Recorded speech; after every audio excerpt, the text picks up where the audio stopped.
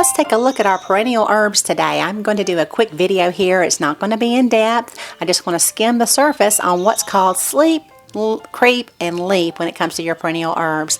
This was something that was first introduced to me by channel Lark's Gardens. I'll leave a link to her channel up here in the corner if you'd like to check it out. She grows a lot of perennials, and I noticed on my videos whenever I would talk about some of my perennial herbs, she would always say, that's right, the first year they sleep, the second year they creep, and the third year they leap. So that is so true. When you buy your perennial herbs, and by the way, if you don't know if your herb is what's called a perennial or not, that means it's going to grow for many, many years. It will die usually go dormant kind of in the winter, and then it'll come back again in the growing season. So if you don't know if your herb is a perennial or not, I'll leave a link below the video so that you can check out the Farmer's Almanac website. I think that's a very good website. Just for quick reference, it's very concise and to the point. So you can check it out there. I'm not going to go into depth the different kind of herbs. I'll show you a few here.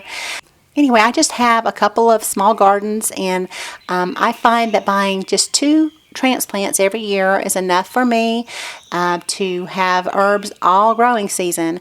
Now, if you have maybe a restaurant or a farm or something like that, you might want to consider growing your perennial herbs from seed. You're going to get a lot more. But keep in mind, when we're talking about sleep, creep, and leap, those little herbs are going to be pretty slow growing initially, and then they will start to creep along and spread out, and then they'll grow upright that third year and just take off. So you've got to make sure you have a lot of space. This is one reason I like to just start them from a transplant.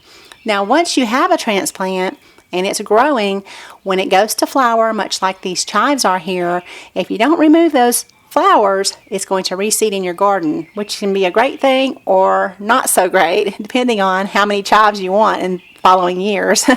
So I tend to use the chives for cooking.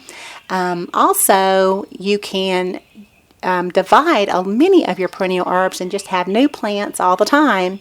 So I like to divide, for instance, this Greek oregano here, and then it gave me, about 4 new plants, and I moved them all over the place. It's almost too much, but that all started from just 1 transplant. So that's plenty for me. Now, as I mentioned before, that first year they will sleep. So I did notice one of my oreganos was kind of slowing down in its growth, so I bought a new one last year. So I put it in my garden. This was a transplant, and it just kind of slept all summer, all growing season, but it crept along the ground pretty good. Now next year I hope to see this growing upright, much like I have my oregano plants in the past. So that third year I hope to get enough to where I can harvest it for drying. I like to take a lot and dry it, and that way I'll have it for the winter. Okay? So just keep in mind when you're buying those perennial herbs, you may want to let them sleep a little bit that first year. You might want to cut on them just a little bit, prune them, and try to get them growing. Pruning's always good. That second year, let them creep along. Give them a little bit more pruning. I like to use them fresh a lot the second year.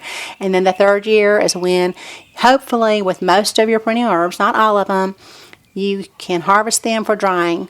I'll leave a link here if you'd like to check out my video on how I dried thyme. And also, if you get your herbs growing, go ahead and you're welcome to head on over to my playlist section where I have many different recipes for various herbs. For instance, if you are going to grow thyme, you can click on thyme recipes, and it will take you over there and show you different ways that you can use it. You can recreate those recipes, or maybe it will inspire you to create your own. So thank you so much for watching, and y'all have a beautiful day.